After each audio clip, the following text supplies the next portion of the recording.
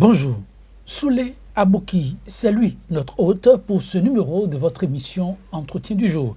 Avec le jeune médecin béninois titulaire d'un DES en maladies infectieuses et tropicales, il sera question non de santé publique, mais plutôt de développement et de démocratie sur le continent.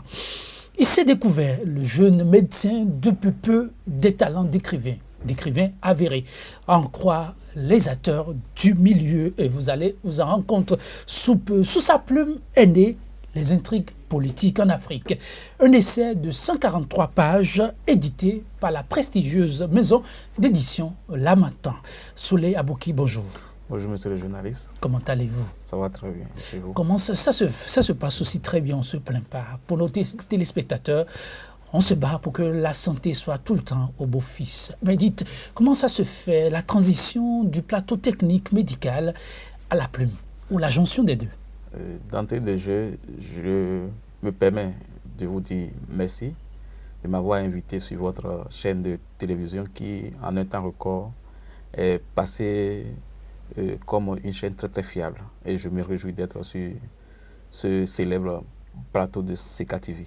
C'est un grand plaisir aussi. Et pour répondre à votre question, il est facile de passer du plateau technique médical à l'écriture parce que le médecin, de par sa formation et son essence, il soigne.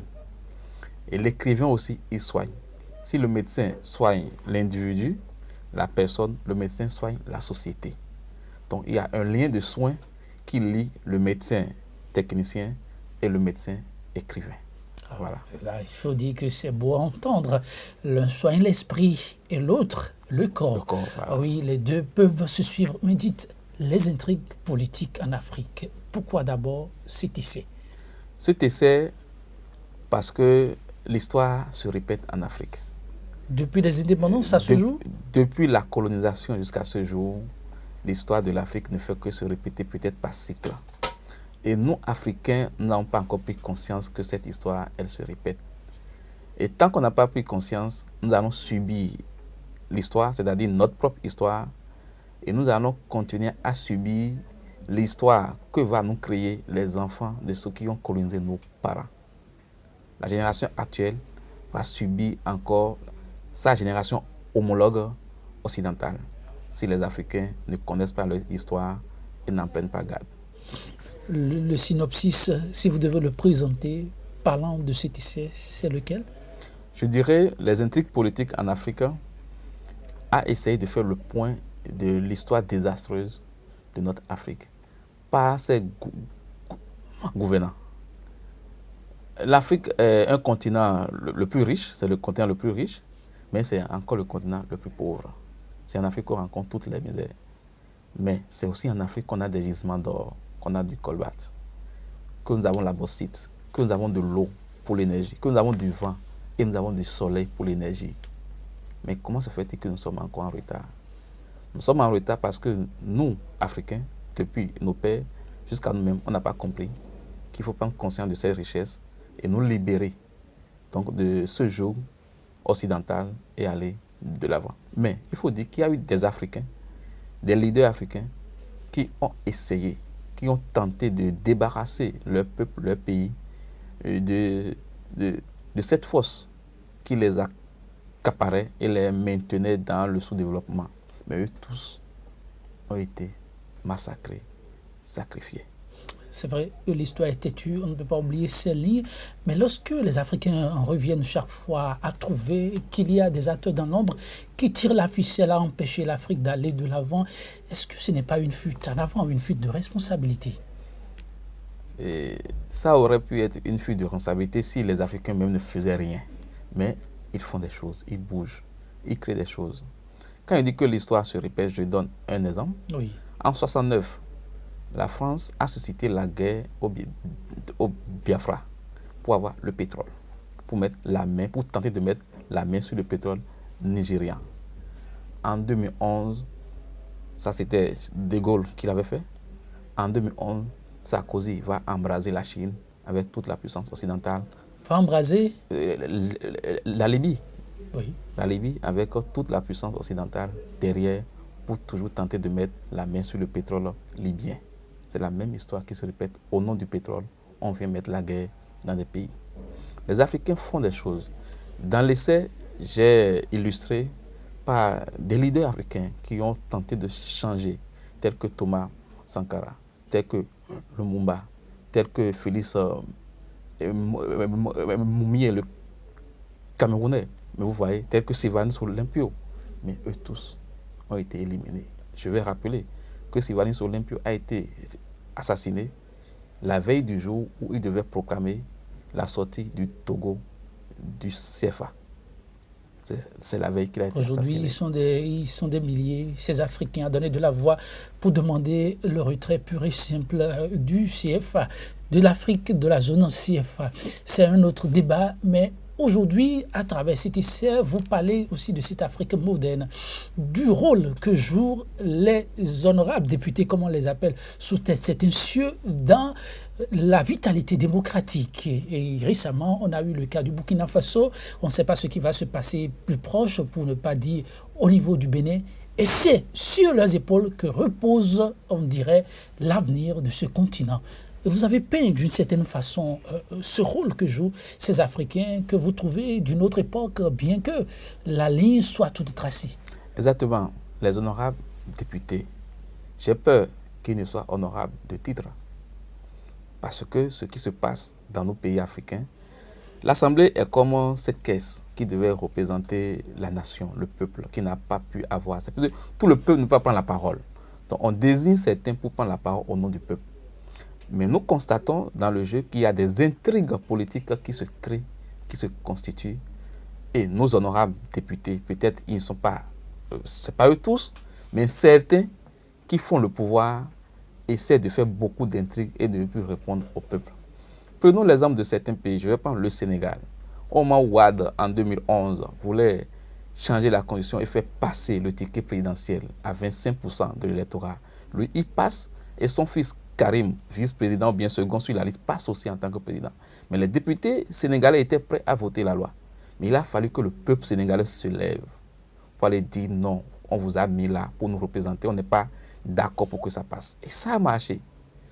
Le Burkina Faso, c'est grâce au soulèvement du peuple qui a mandaté les députés. Ces députés qui étaient prêts aussi à donner, je ne sais pas, la continuité à Blaise au pouvoir. Il a fallu encore que le peuple se lève pour aller dormir, massacrer les infrastructures, vandaliser, je vais dire, les infrastructures au niveau de l'Assemblée, brûler l'Assemblée pour que les députés comprennent que le peuple n'est pas d'accord. Le médecin traitant de l'âme et donc de la tête aussi. Comment explique-t-il cette penchant des élus du peuple à plus écouter le législateur dans le sens de l'exécutif, pour être précis, le chef de l'État, que le mandant? Pourquoi a-t-on l'impression qu'ils sont plus à la solde d'un chef de parti politique, chef d'État, plus précisément, que de leur mandat? Ça nous ramène toujours aux intrigues. Qu'est-ce qu'ils se disent après que le peuple les a mandatés? Quand ils se retrouvent 83, 105, représentant 10 millions d'âmes, qu'est-ce qu'ils se disent? Est-ce qu'ils se mettent au-dessus de ce peuple? Ou ils se disent, nous sommes toujours dans le peuple et on a des comptes à rendre au peuple? Mais il faut constater qu'au Bénin, précisément, les députés ne rendent pas compte au peuple. Ils ne rendent pas compte? Ils ne rendent pas compte. Ils sont élus pour 4 ans. Ils vont faire les 4 ans à l'Assemblée nationale. Ils reviennent après distribuer de l'argent encore au peuple pour être encore positionnés sur la liste. Il faut revoir la façon dont nos députés sont positionnés sur les listes. Si c'est tout fait de cette façon, où c'est l'argent qui va parler, c'est celui qui a l'argent. On a vu de grands partis politiques positionner des illettrés, des gens qui ne connaissent rien au test, parce que quand même dans leur localité, c'est eux qui détiennent la bourse. On les a positionnés et ils sont sortis députés. Et quand le président du groupe parlementaire lève le doigt pour voter une loi, c'est en ce moment que le député cherche son président et lui aussi, il lève le doigt. Alors, quel pourrait être l'apport de cet essai dans le débat politique qui se mène de plus en plus sur le continent? D'aucuns disent qu'on a l'impression qu'on fait du surplace. Non, on ne fait pas du surplace. L'apport de cet essai, c'est d'éveiller la conscience. Si vous voyez dedans, j'ai consacré tout un chapitre à l'éveil de la politique à l'université. Nous, jeunes cadres qui avons eu la chance de passer par l'université, nous devons prendre conscience que l'avenir, et même déjà le présent, de notre continent, de nos pays, repose sur nous. C'est à nous de faire changer les choses. Ce serait difficile. Mais on ne doit pas se fatiguer, on ne doit pas nous décourager. C'est à nous de prendre conscience que si l'Afrique de demain doit être meilleure à celle d'aujourd'hui, c'est maintenant, il faut qu'on s'engage. La jeunesse doit s'engager, mais pas une jeunesse qui s'engage aussi pour se mettre à la solde de l'argent.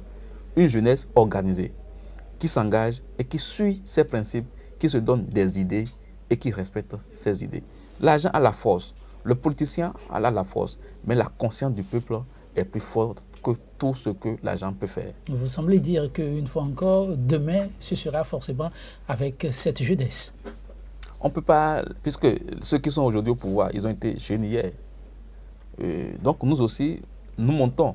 Nos enfants vont monter aussi. La vie, c'est de génération en génération. Une génération passe. Cette jeunesse qui est beaucoup plus friande des nouvelles technologies, de l'information et de la communication, est-ce que vous avez prévu quelque chose dans ce sens? Parce que je parie qu'ils seront peu nombreux à pouvoir se l'approprier sous ce format.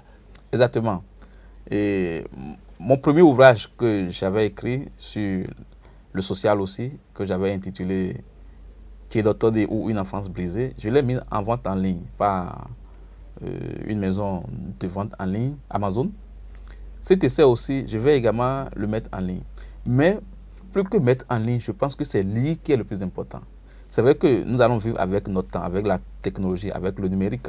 Mais le livre reste toujours une source de savoir inépuisable. Et le livre dure plus que la technologie. Les smartphones, ils se gâtent, ils tombent en panne, on jette. Mais le livre reste toujours là, dans la bibliothèque. Et toi, tes enfants, 3 générations après, peuvent toujours avoir accès aux livres et lire et voir. Donc moi, j'encourage les gens à lire les livres pour se cultiver. La connaissance est une âme, comme le disait l'éminent journaliste de RFI, Claudicia.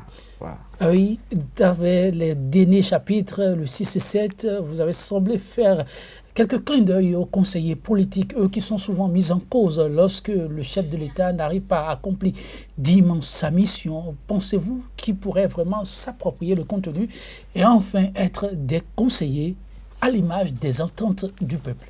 Forcément. Un conseil est là pour donner des conseils. Reste à ce que le chef écoute et pratique. Mais un conseil qui estime qu'il n'est pas écouté peut présenter sa démission comme quelqu'un l'a fait il n'y a pas longtemps. Mesdames, Messieurs, merci. Monsieur Souley Abouki, merci pour votre passage. Ce sera tout pour ce numéro de votre émission Entretien du jour, les intrigues politiques en Afrique. Demain se fera forcément avec cette jeunesse et pour pouvoir y arriver, il lui faudra s'approprier l'essentiel des âmes, savoir les intrigues qui se cachent derrière les faits politiques et qui entravent le développement tant souhaité de l'Afrique. Merci d'avoir été des nôtres. À très vite sur le plateau de votre émission Entretien du jour. Au revoir.